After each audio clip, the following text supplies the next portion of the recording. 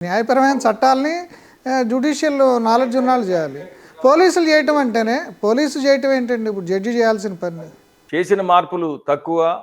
ఆ తక్కువ మార్పులు కూడా ఏంటంటే మన ప్రజాస్వామిక వ్యవస్థకి భిన్నంగాను, రాజ్యాంగ స్పిరిట్‌కి వ్యతిరేకంగాను ఉన్నాయి.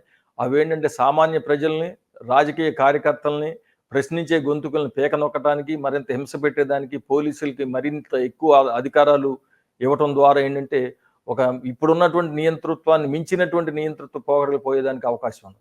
ఇప్పుడు ఇండియన్ ఎవిడెన్స్ యాక్ట్‌లో కొన్ని పాయింట్స్ చెప్పారండి. ఇప్పుడు ఇండియన్ ఎవిడెన్స్ యాక్ట్‌లో ఏమేమి మార్పులు చేశారు? దానివల్ల వచ్చే ఇబ్బందులు కొంచెం మామూలు జనం కోసం. ఎవిడెన్స్ యాక్ట్ దగ్గరకొచ్చేసరికి ఏంటంటే చేసిన మార్పులు చాలా తక్కువండి. దాంట్లో దాదాపు 95, 96% పాత చట్టమే ఉంది. ఒక్క ఎలక్ట్రానిక్ ఎవిడెన్స్ గురించే ఆళ్ళు కొంచెం మార్పులు చేయటం జరిగింది.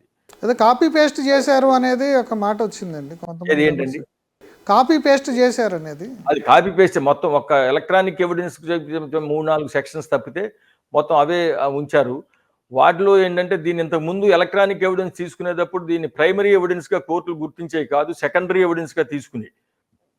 ఇప్పుడు వాటిని ప్రైమరీ ఎవిడెన్స్‌గా గుర్తించొచ్చు అనేటువంటిది ఒకటి. ఒక సందర్భంగా ఎలక్ట్రానిక్ ఎవిడెన్స్‌ని మనం ప్రొడ్యూస్ చేయడానికి మనకున్నటువంటి పరిస్థితులు, దానికి ఉన్నటువంటి అథెంటిసిటీ, అది ట్యాంపర్ కాలేదు అని చెప్పడానికి చాలా సమస్యలు. మన దేశంలో చూసుకుంటేనే అనేక సమస్యలు. మనం కోరేగాం కేసు కనుక తీసుకుంటే ఎవరైతే ముద్దాయిలుగా అరెస్ట్ చేసి జైల్లో పెట్టారో వాళ్ళ కంప్యూటర్స్‌లోకి మాల్ సాఫ్ట్‌వేర్‌ని ఇంట్రడ్యూస్ చేసింది ఇన్వెస్టిగేటింగ్ ఏజెన్సీయే చేసింది అనేటువంటిది కూడా ఒక విమర్శ వచ్చింది. అమెరికన్ కంపెనీ ఇవన్నీ టెస్ట్ చేసి కూడా మేము రుజువు చేయగలుగుతాం. వాళ్ళ దాంట్లోకి మాల్ సాఫ్ట్‌వేర్‌ని పంపించారు అనేటువంటి చెప్పింది. ఒక ఎన్ఐఏ అంటే ఒక పెద్ద మరి జాతీయ భద్రతా ఇన్వెస్టిగేషన్‌కి సంబంధించింది. మరి అటువంటి వ్యవస్థలే ఇటువంటి విమర్శలు ఎదుర్కొంటా ఉన్నాయి. అదేవిధంగా మధ్య మొన్న విశాఖపట్నంలో పోలీసు అధికారి మాట్లాడుతూ విశాఖపట్నంలో సంవత్సరానికి 120 కోట్ల రూపాయలు ఈ సైబర్ క్రైమ్ ద్వారా ఆన్‌లైన్‌లో పోతా ఉన్నాయని కూడా చెప్పారు. మరి దీనికి రక్షణ లేని పరిస్థితి ఉన్నది. ఈ రక్షణ ఏ విధంగా రక్షణ కల్పిస్తారు? వీటన్నిటికి దానికి లేకుండా ఏదో ఇది మనం ఎలక్ట్రానిక్ ఎవిడెన్స్ కూడా ప్రైమరీ ఎవిడెన్స్ కూడా తీసుకోవచ్చు అన్నారు.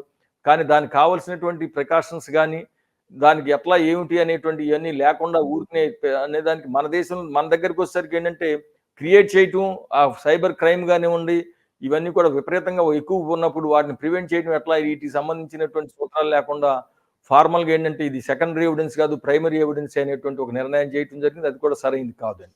అదేనండి ఇప్పుడు ఎలక్ట్రానిక్ సంబంధించింది ఇప్పుడు మనకి చాలా ఇష్యూస్ వస్తున్నాయి. అంటే ఇప్పుడు హ్యాక్ చేయటము లేదంటే ఇప్పుడు మీరు ఇందాక చెప్పినట్టు రకరకాల మ్యానిపులేషన్స్ జరుగుతున్నాయి. ఆ టెక్నాలజీకి సంబంధించి కూడా జడ్జెస్కి కానీ పోలీస్ ఆఫీసర్స్కి కానీ సరైన నాలెడ్జ్ లేదు.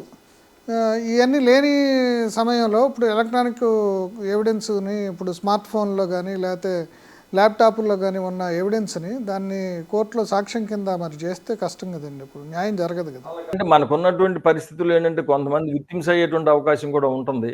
దాన్ని రుజువు చేయడం ఇప్పుడు న్యాయవాదులు కూడా ఎక్స్పీరియన్స్ క్రాస్ ఎగ్జామినేషన్ చేయడానికి అది నిజంగా అది ట్యాంపర్ చేశారా లేకపోతే ఎందుకంటే మేము మొన్న ఒక క్లాస్ ఒక దీని మీద ఒక హైకోర్టు న్యాయమూర్తి ద్వారా క్లాస్ చెప్తుంటేనే ఆయన ఏంటంటే ఒకళ్ళ నుంచి ఒక మెసేజ్ వచ్చినట్టు ఆయన ఏం ఇవ్వకుండానే వచ్చినట్టు చూపించారు మాకు. ఇదిగోండి దీన్ని చూస్తే మెసేజ్ ఎట్లా వచ్చిందని దానికి ఒక మాల్ సాఫ్ట్వేర్ ఉంది దాన్ని పెట్టి మనం వాళ్ళతో మాట్లాడిన ఇవన్నీ వచ్చింది అని చూపించారు. దీన్ని మళ్ళీ ఎట్లా కనిపెట్టాలి అనే దానికి పోలీసు వాళ్ళకి దానికి ఎక్స్పీరియన్స్ ఉండాలి. ఇన్వెస్టిగేట్ చేయాలంటే అడ్వకేట్గా ఎక్స్పీరియన్స్ ఉండాలి. దాన్ని క్రాస్ ఎగ్జామినేషన్ చేయాలంటే న్యాయమూర్తి కూడా ఎక్స్పీరియన్స్ ఉండాలి. దాన్ని అర్థం చేసుకోవాలంటే కాకపోతే చూపించగానే ఇదిగోండి ఏమన్నా బూతు మన దగ్గరికి వచ్చిందని మనమే క్రియేట్ చేసి పెట్టి ఇదిగో పలానా ఆయన నాకు ఈ మెసేజ్ పెట్టాడంటే పోలీసు వాడు నిజమేనా అనుకుని బయలుదేరితే ఏంటి పరిస్థితి?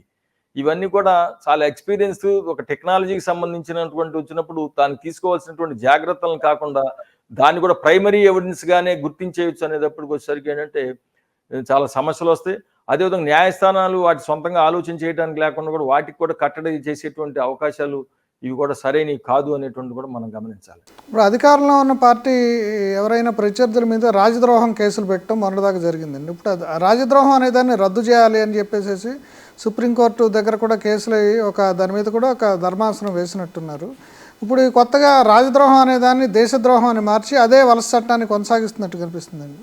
అవునండి. ఇప్పుడు ఎందుకంటే సుప్రీంకోర్టులోకి వచ్చినప్పుడు ఇదేమిటే అసలు ఇది ఇందాక మనం ఉన్నట్టు వలస పాలకులు పెట్టినప్పుడు ఉన్నారంటే మన స్వాతంత్రోద్యమంలోకి రాకుండానో లేకపోతే వాళ్ళకి వ్యతిరేకంగా పోరాటాలు చేయకుండాను ఉండేదానికోసం అటువంటి సెక్షన్ పెట్టే ఉంటారు. దానికి ఇంకా దాని యొక్క అవసరం మన పాలకులు మనం ఎందుకు కట్టి పెట్టుకోవాలి దాన్ని ఎందుకు తీసేయకూడదు మేము దాన్ని స్ట్రక్ డౌన్ చేస్తామని సుప్రీంకోర్టు న్యాయమూర్తులు ఆ రోజు బెంచ్ మీద నుంచి చెప్పడం జరిగింది. అబ్బాయి మీరు అవసరం లేదు, తొందరపడవద్దు, మేమే దాన్ని రద్దు చేస్తాం, అసలు మోడీ గారు దానికి కట్టుబడి ఉన్నాడు అని ఏదో మోడీ గారు ఆయన చెప్పిన ప్రసంగాలను ఒక అఫిడవిట్ రూపంలో కూడా అప్పుడున్నటువంటి సెంట్రల్ గవర్నమెంట్ వేయటం జరిగింది. ఆ సెక్షన్ తీశారు, సెడేషన్ తీసేశారు, కానీ సెడేషన్ డబుల్ ప్లస్ అనేటువంటి ఇంకొక సెక్షన్ తయారు చేసి దానికంటే దుర్మార్గంగా ఐపీసీలో పెట్టడం జరిగింది. దాంట్లో కూడా ఏంటంటే ఇప్పుడు మనం ప్రభుత్వాలకి అనే బదులు గవర్నమెంట్ అనే బదులు దేశం అని పెడుతున్నారు తప్పితే దానికి కూడా ఏంటంటే పోలీసులు దాన్ని దుర్వినియోగం చేయడానికి మనం ఎవరైతే ఏవైనా విమర్శలు చేసినా ఎట్లా కూడా ఆ చట్టం ఆ పరిధిలోకి తీసుకురావడానికి చాలా అవకాశాలు ఉన్నాయి. అటువంటి ఏంటంటే మేము చేయమని చెప్తూనే ఇది రద్దు చేసే దాని పేరు మార్చి మసిపూసి మారేడుకాయ చేయటం తప్పితే మరొకటి కాదు.